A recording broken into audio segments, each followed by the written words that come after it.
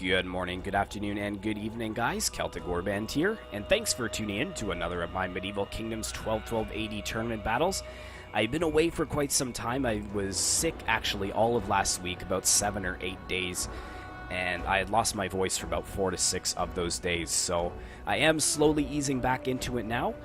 I will try to get back into my schedule at the start of next week, but I just don't know if I'm going to be able to stick to my schedule because I'm not completely better yet.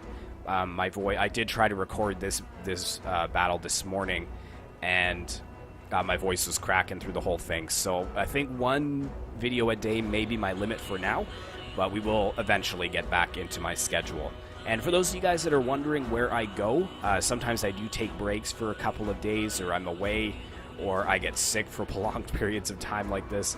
So I do encourage you to follow me on my Twitter, because that's kind of where I update my status every day, and whether or not there's going to be a campaign video on the campaign day, or if it's been pushed to another day, that kind of stuff. So it just kind of keeps all of you guys up to date.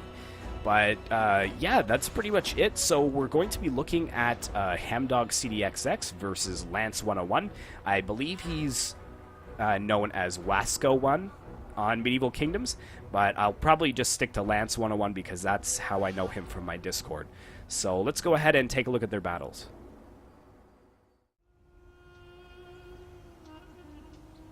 So we come to the first battle between HAMDOGCDXX and LANSE101, and we are looking at HAMDOGCDXX's forces first, and he is playing as the Cuman Comet. No surprise by me, I knew he would start the tournament with playing as the Cumans. It's his favorite faction in Medieval Kingdoms 12-12, and he never ceases at any chance to tell me how amazing they are. Which, to be fair, for the lower tier factions, they are pretty solid, I do have to say. But looking at his forces here, he's got 2 units of these Coggins Guardsmen. And I could probably actually turn off the HUD for you guys. I think I've memorized the Cuman forces since we've seen them so many times in the tournament. But yeah, we've got 1 unit of the Coggins Guardmen on each side. And then he has 4 units of the Heavy Macemen.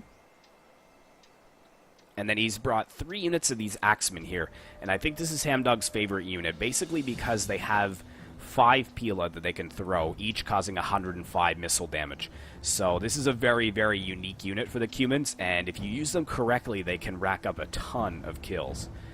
And then in behind, he's got 4 units of the Dismounted Uzdens, which is a solid archer unit. And then he's also got a secondary force here, and these are Kipchak Swordsmen. So they're also tier 1. They're a little bit under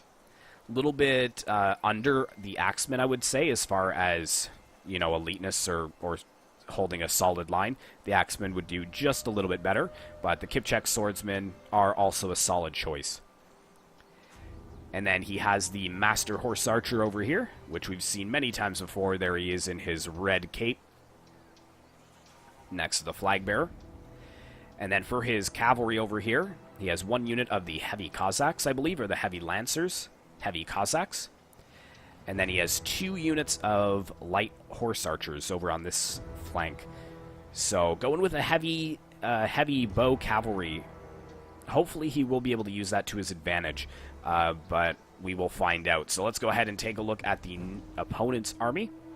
Again, this is LANSE101, and he is playing as the Duchy of Lesser Poland. We've seen Lesser Poland quite frequently in this tournament. Again, they are just a really solid faction. But right in the front, he has 4 units of these crossbow sergeants.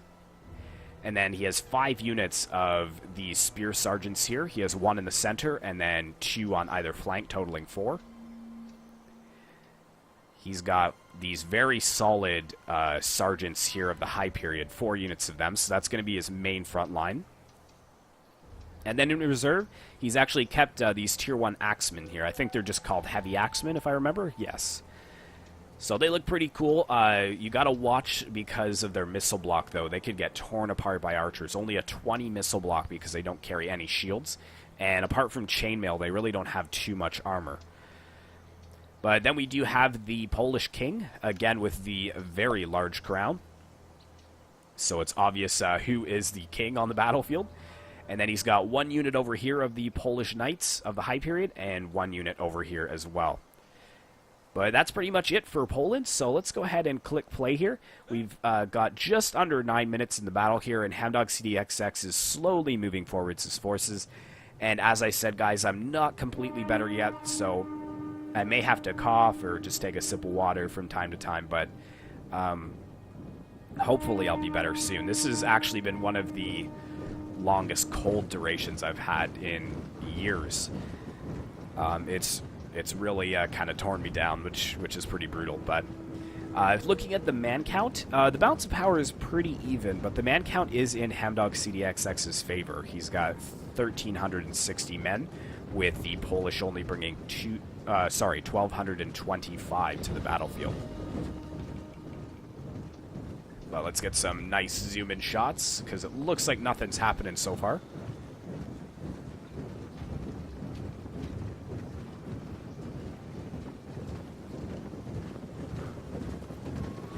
There's the Kagan's Guardsmen forming up just in front of the camera. And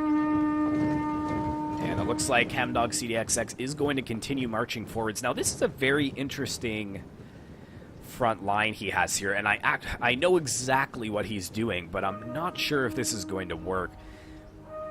HAMDOGCDXX is really well known for being outside of the box with his formations, which is kind of cool because it makes battles a little more colorful and different. But what he's doing here is he's got his really solid macemen here. They've got high missile block and a really good staying power, especially in shield wall. He's got all 4 of them here as his front line, but they're staggered. And the reason for that is because he has his 3 axemen here, which he's hoping when the Polish come and charge down onto the macemen, he's going to be able to fire into their flanks with the axemen. Now, this seems like a pretty valid strategy. Like I said, I don't watch any of these battles beforehand because I like to kind of be as surprised as you guys as to who the victor is. But in theory, I think this would work. But I'm worried that a lot of these axemen, as soon as the macemen get hit with the sergeants, that they're all going to be obstructed and they're not going to be able to fire. So we'll keep a close eye on that and see if that actually is a valid strategy. But if so, and enough of you guys watch this, we may actually see some of these hybrid frontline formations very, very soon. There is the sound of the Kagan's Guardmen going into shield wall. And looks like the heavy macemen have also gone into shield wall as well. But we've got the archers already firing down onto the crossbows. Now, LANSE101, or Wasco 1, he's going to have to move his crossbows forwards, which it looks like he's done, because the crossbows won't have as good of a range as the dismounted Dusden. But it looks like HAMDOGCDXX is actually focusing 1 unit at a time here. Yeah, a lot of them getting destroyed. Even the flag bearer getting taken down there. So yeah, that unit will break, and unfortunately with full ammo, I think that they may just rally, but I'm not exactly sure. I just want to zoom out and see if anything else is going on here. We've got the light horse archers here. 150 range, the crossbow is 125, so even the horse archers actually outrange the crossbow sergeants. And this unit is kind of out in the open, so he may want to bring his Polish knights a little bit closer. Yeah, it looks like HAMDOGCDXX is going to move forwards and just crush this unit. Oh no, he's changed his mind. Okay. Well, what else we got going on here? Yeah, looks like the crossbows are getting cut down. Some of the cav has moved forwards as well, but now they're in range of the dismounted Dusden, so he's, again, going to have to be careful about that. The Polish don't really have the luxury of kind of sitting back and waiting for the Cumans to come, because the Cumans have no reason to come. They've got the range, they've got the archer superiority, basically. But yeah, here we go. It looks like LANSE101 is just going to bite the bullet and charge in here. The archers have quickly moved back, so this is going to be interesting. I want to see if this is actually going to work here, and if they're going to be able to throw their Pila.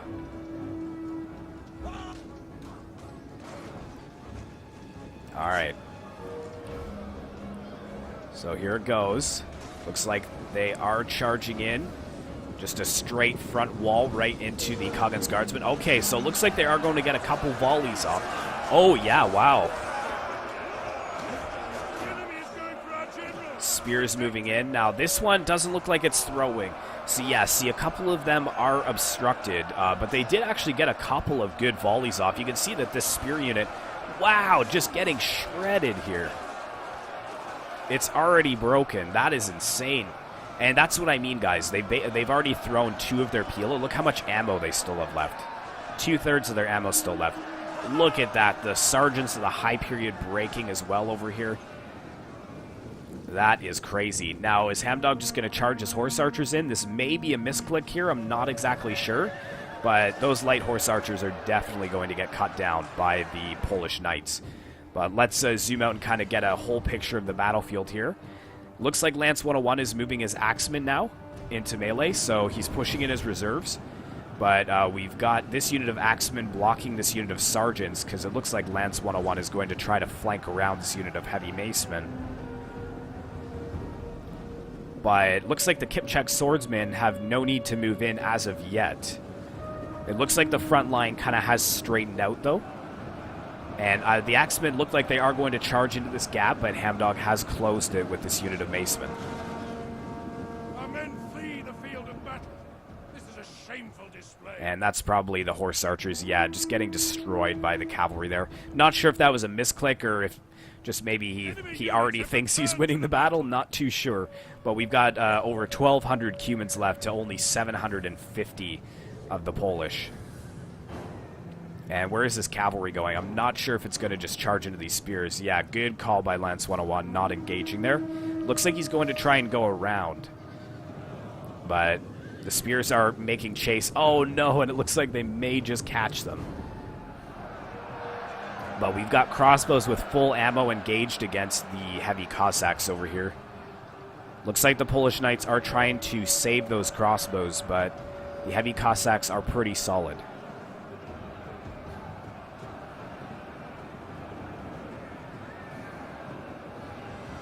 Yeah, I think he's just trying to tie up this unit of cavalry, because there goes his second unit of horse archers in. Again, just tying them up, and then he is going to try and move in his Kagan's guardsmen close in behind there. But the dismounted Uzdens still have about half ammo, and it looks like the Kipchak swordsmen are actually being flanked around over here. They're being used as a flanking force. But it looks like HAMDOGCDXX is going to have this battle. We've got the Polish king charging in over here. Actually charging right through his men to get a pretty solid hit against that Kipchak sword unit. And actually, they may break. There's the Polish king there.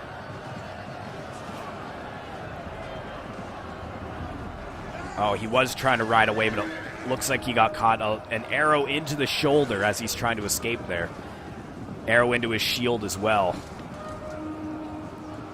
Yeah, and it looks like he's going to just get out of there. I'm not sure if he's broken yet, though. No, he is still alive. But, again, very much in HAMDOGCDXX's favor now.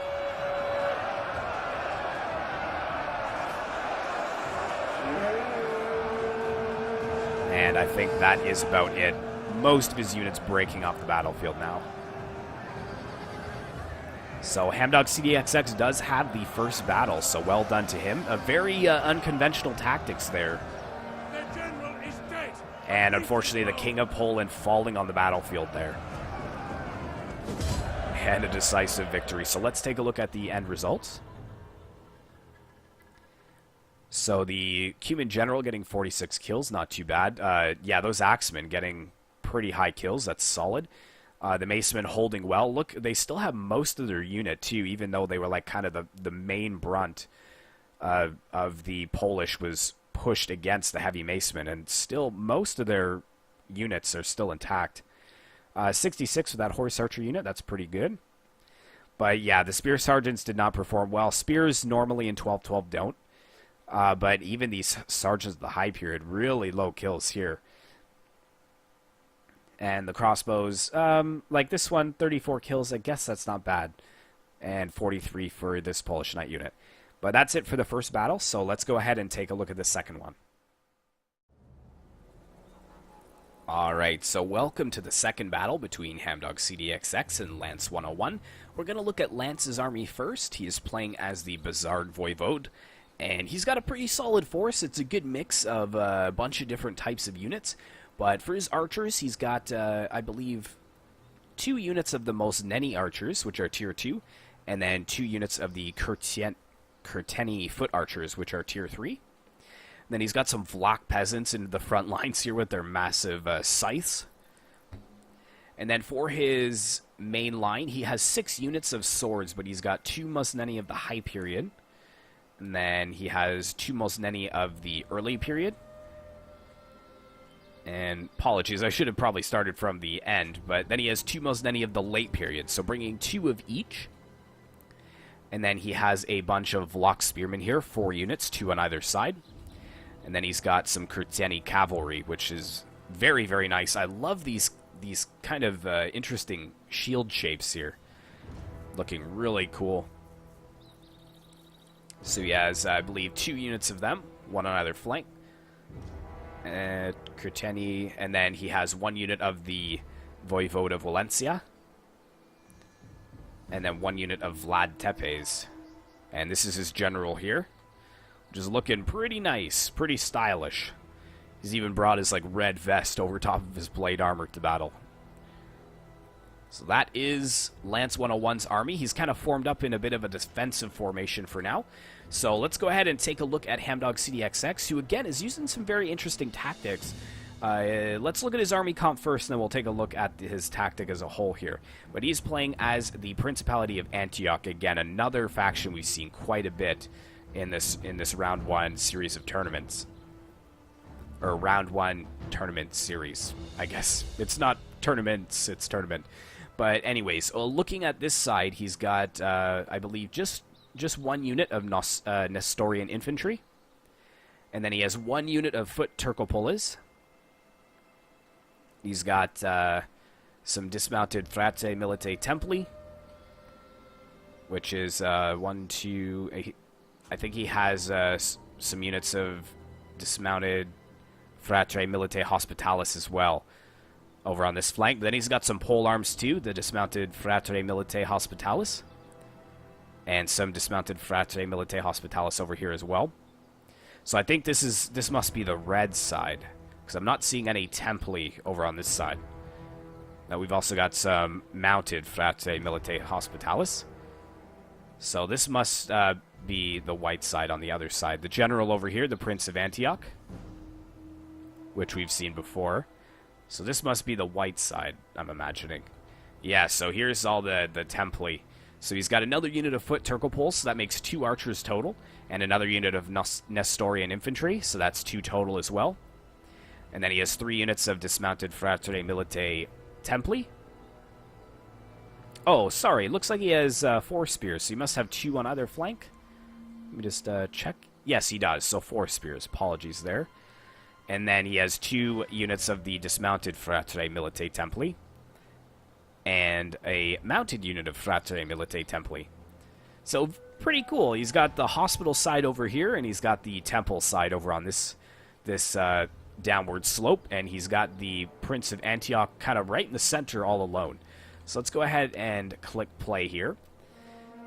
Now, LANSE101, he's taken a very wide formation, which is kind of smart in this situation, because when a player divides their army into 2 even sides like that, 9 times out of 10, he's going to try and envelop you.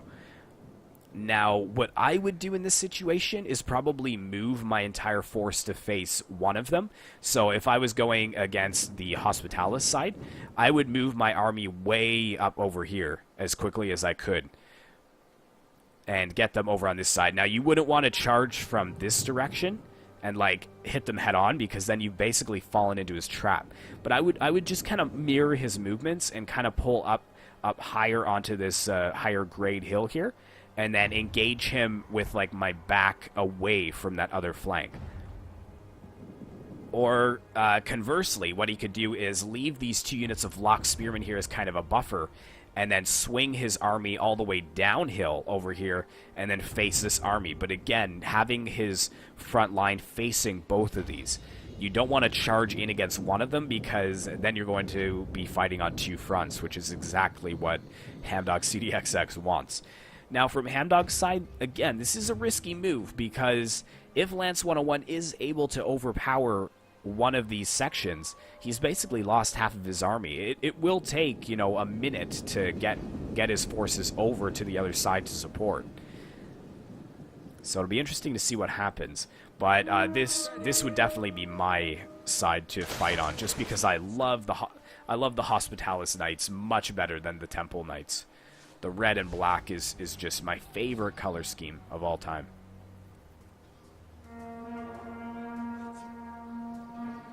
In fact, actually, I know that they're not that good, but these dismounted Hospitalis here are actually my background picture of my computer right now. They're just so epic looking, for sure. But it looks like the hospital side is kind of moving forwards onto the flank a little bit. There's less than 5 minutes left in this battle, so it must just kind of take off from here. But okay, so it looks like Lance is actually splitting his forces.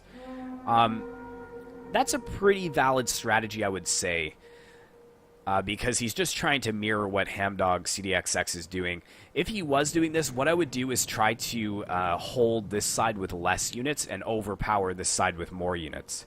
But I don't know. We'll see what happens here. It looks like the Hospitalis Knights are moving forwards. A quick man count check, 1,225 for the Prince of Antioch, and 1,360 for the Bizarre Voivode. But we've got them charging into melee now. It looks like a lot of the melee infantry is over here. I'm worried about too many units over here against this one unit of Hospitalis. We've got the Knights flanking around as well. We've still got the pole arms, which are going to be very difficult for LANSE101 to handle, just due to the fact that he didn't bring any pole arms himself. Now, there are the Mosneni Spearmen, which are a pretty solid pike unit. They're basically a short pike unit, which he could have brought, but I think they are pretty expensive. Already, the Vlock Spearmen are breaking here. A charge off by the Militate Hospitalis into the Curtiani Cavalry. Now, the Hospitalis are only Tier 1 Cavalry versus the Tier 3 Curtiani Cavalry, but wow, are they ever dropping? That is insane. I'm not sure if they were being focused down by archer fire or what, but we've also got the Voivode of Valencia over here that had charged into this unit of Milite Hospitalis.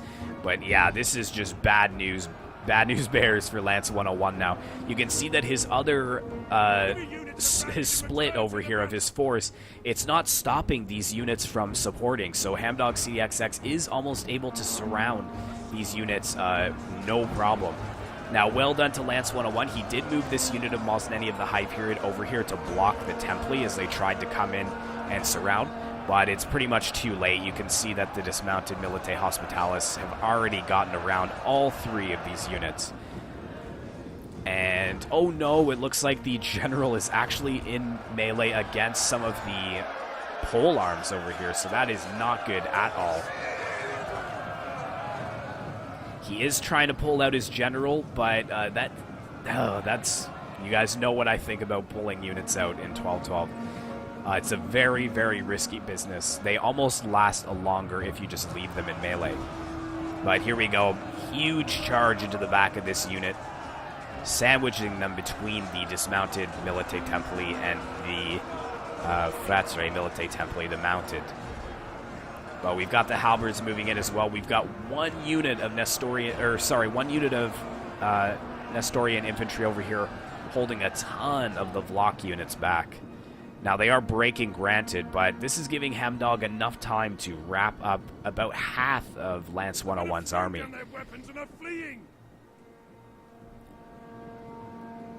And it looks like the main line over here is engaging. But unfortunately, these Vlock Spearmen are going to be no match for the dismounted Frate Milite Templi, the halberds there. Or the pole arms, I should say. But we've got the general over here engaged again against some spears here, which is not the best situation. But again, to pull him out could be risky. He could lose his general here. Big charges from the Fratere Milite Templi into the Curteni foot archers. But it looks like a pretty sound defeat for LANSE101.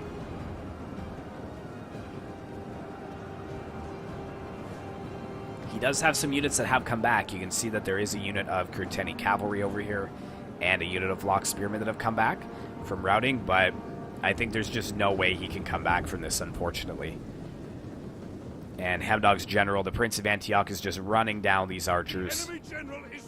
And the enemy general dead, so that's pretty much going to send mass shockwaves of panic through the Vlock lines and signal a general retreat. So let's go ahead and end the replay here. And looking at the kills, high kills for the polearms, high kills for the melee infantry, decently high kills for the archers.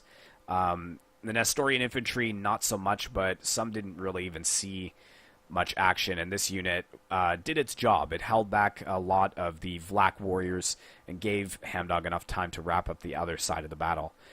Looking at LANSE101's Vlach spearmen, really low kills. Again, spears, they just don't seem to perform well as an offensive unit unless they're Pavizier.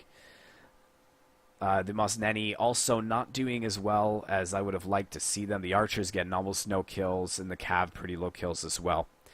But it looks like HAMDOGCDXX will be moving on to the second round, and LANSE101 has been eliminated. But I would like to point out that LANSE101 is a very new player to Medieval Kingdoms 1212. He actually downloaded Medieval Kingdoms 1212 for this tournament. So I really appreciate that you gave it your all, man. And Hamdog is a very seasoned player in 1212. He knows, you know, the strengths of units, and he knows what formations work. So to go up against him is pretty brave. So well done to LANSE101 there. But thanks very much for watching, guys. It looks like my voice is going just in time. Hopefully you did enjoy this, and like I said, I will be trying to ease back into my schedule you know, at the end of this week. I may just kind of be uploading battles here and there for now, just because the longer episodes like Kingdom Come Deliverance that are usually an hour, and my High Elves campaign, I just don't think I'll be able to talk for that long.